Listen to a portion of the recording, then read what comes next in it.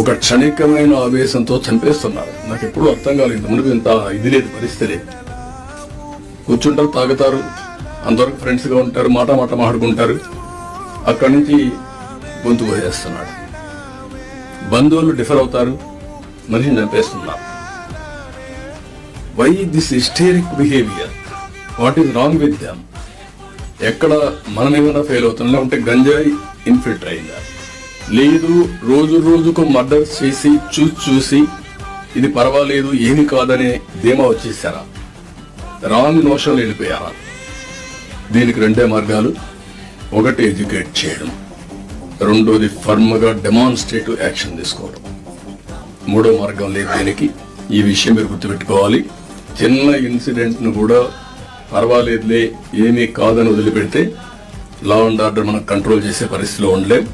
దానికి మీరు అందరూ కూడా దీన్ని